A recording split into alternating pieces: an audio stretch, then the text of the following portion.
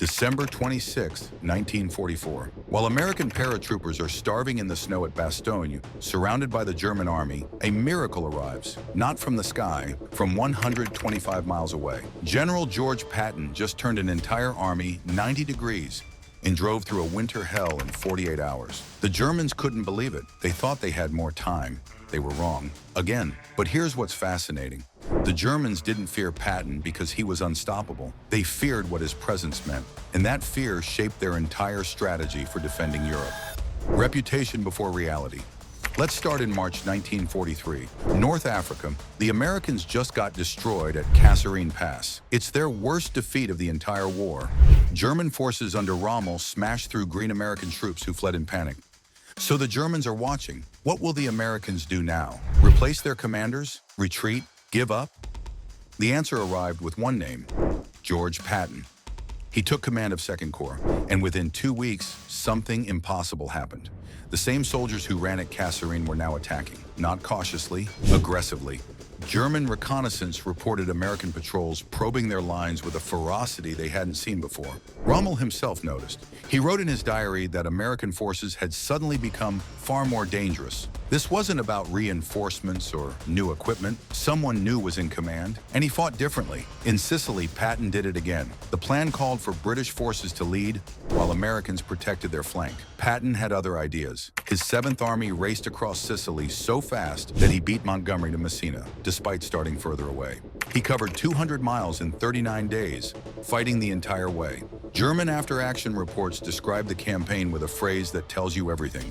Patton fights like a panzer commander, not an American infantry general. That terrified them, because Patton wasn't following American doctrine, he was fighting like them. Intelligence perception.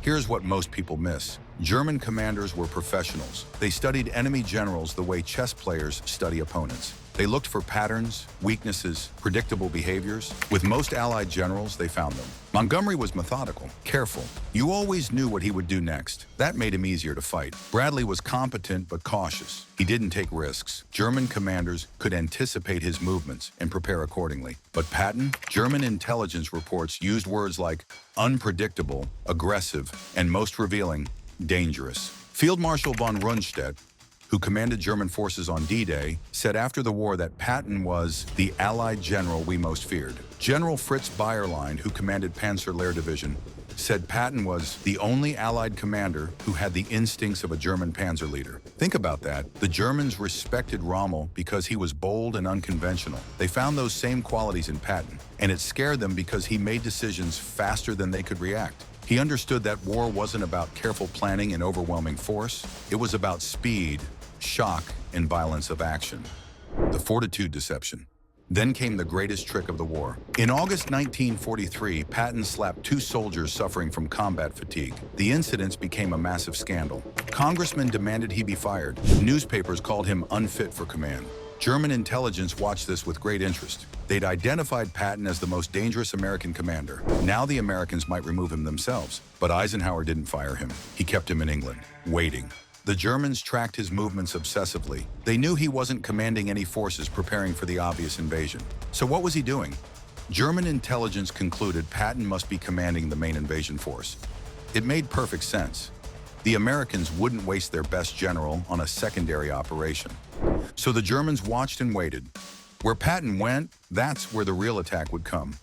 What they didn't know was that the 1st United States Army Group was a ghost. Inflatable tanks, plywood buildings, fake radio signals. The greatest deception operation of the war. And it only worked because the Germans believed one thing. Wherever Patton was, that's where the main threat existed.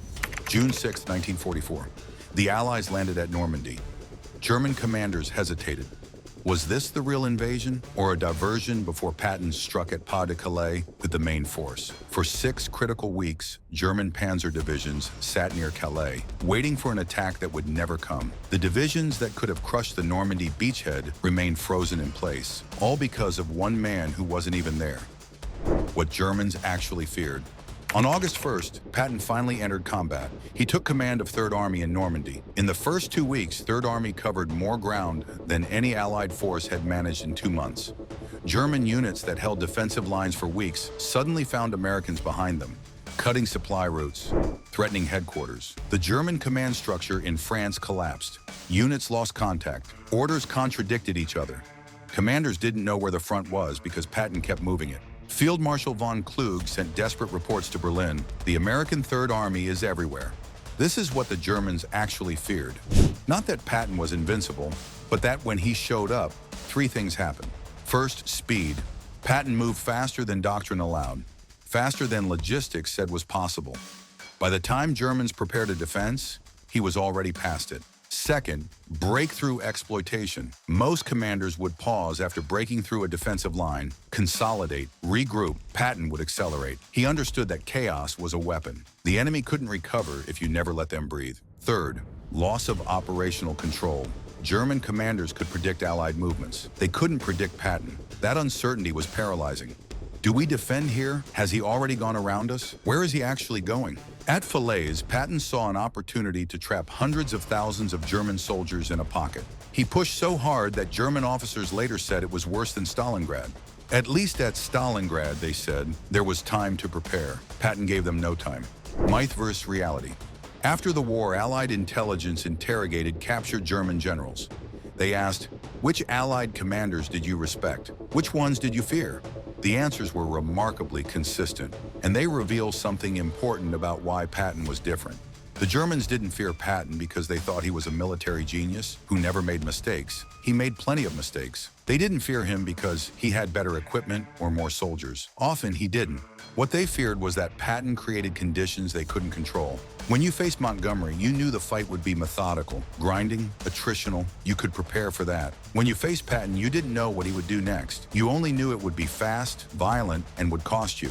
The Battle of the Bulge proved this perfectly.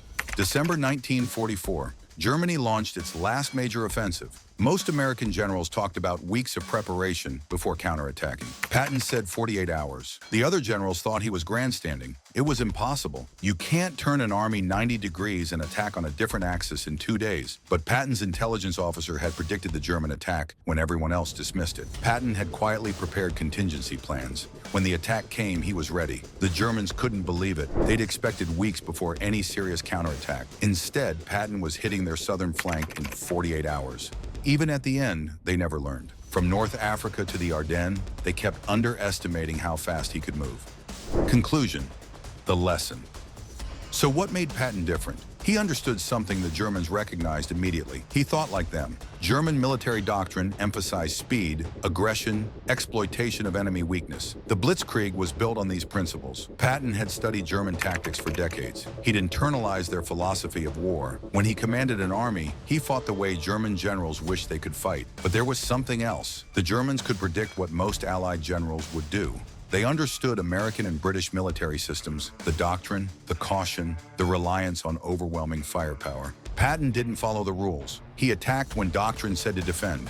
He advanced when logistics said to halt. He took risks his superiors considered reckless and his enemies considered terrifying. This is the real lesson. Modern war isn't just decided by firepower or technology. It's shaped by perception, by uncertainty, by the psychological impact of unpredictability. The Germans didn't plan around Patton because he was the best general. They planned around him because he was the variable they couldn't control. He represented speed they couldn't match, aggression they couldn't predict, momentum they couldn't stop. And that made him, in their eyes, the most dangerous man they faced. Not because he couldn't be beaten, but because they never knew what he would do next. If you found this perspective on Patton eye-opening, hit that like button. We're diving deep into the psychology and strategy behind history's most pivotal moments, not just the surface-level stories everyone already knows. Subscribe and turn on notifications so you don't miss the next one. Drop a comment and let me know. Which other historical figure do you think had this kind of psychological impact on their enemies? I'll see you in the next video.